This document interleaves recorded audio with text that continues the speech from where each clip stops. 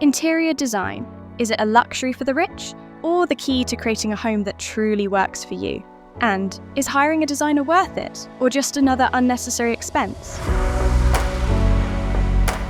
In this video, we'll break down the benefits of hiring an interior designer, the biggest mistakes people make when designing their home, and how to get the best results for your budget. Plus, we'll talk to a checked and reviewed, award-winning Checkatrade interior designer to find out how to transform your space. Let's be real, designing a home isn't as easy as it looks on Instagram. It's expensive, overwhelming, and easy to get wrong. The wrong layout can make a space feel cramped, poor lighting choices can make a home feel cold, and not knowing where to source what you need, or finding and managing tradespeople can make a project overwhelming. Interior designers look at functionality, flow, and creating a space that makes your everyday life better. They also have access to suppliers and tradespeople to help you get more for your budget. That's why interior designers aren't just for the rich and famous. They help real people create spaces that work. But what do they really do? And is it worth hiring one? That's what we're finding out today. Let's meet Claire from Inspirational Interiors. Claire is an experienced and reviewed interior designer on Checkatrade. And with over 10 years in the industry, she's transformed everything from small flats to luxury homes. So let's ask the big questions. When is the best time to bring an interior designer onto a project? I would have to say as soon as you possibly can, because there's a lot of planning that goes into the design. This includes location of walls, services, so your plumbing, your electrics, and you need to get this really confirmed before you can start to get any contractors to quote the works. What's the first thing you consider when starting a new project? When starting a new project, I guess the first thing I consider is the space and how I can maximise the use of the space. Then it will be the client's budget. Everybody has a budget.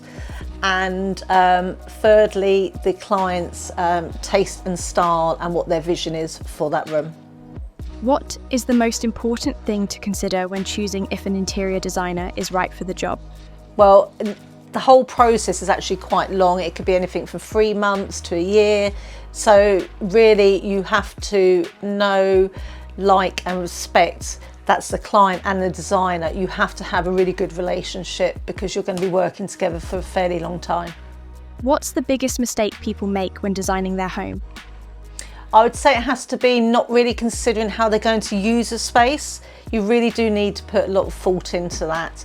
And secondly, you see all these beautiful interiors in magazines, that's great, doesn't mean it's going to work in your space. How do you balance style and functionality?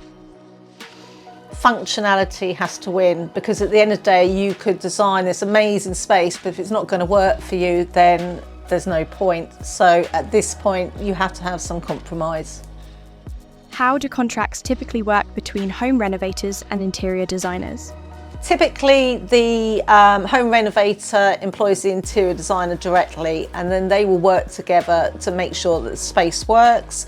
They will come up with, or the interior designer will come up with design schemes and a schedule of fixtures and fittings, and me personally, a scope of works that they can then pass on to contractors so that they can quote for the works. Do interior designers have arrangements with tradespeople and suppliers? And do home improvers have to use their contacts? Yeah, most interior designers can obtain trade discounts. Does not mean that the client has to use those suppliers. If the designer is employed as a project manager as well, they are charging an additional fee for that, and therefore any trade discounts definitely need to be passed directly on to the client. However, if the client is just purchasing, say, some fixtures and fittings, a few bits and pieces, a sofa, etc., then the designer, it's right that they retain that trade discount to cover their time for organising the work. So there you have it. Interior design isn't just about making a home look good. It's about creating spaces that improve the way you live, avoid costly mistakes, and bring your vision to life. And with the right designer, you can transform your home without the stress. If you found this video helpful, give it a like, subscribe, and drop a comment below with your biggest design dilemma. Thanks for watching, and we'll see you in the next one.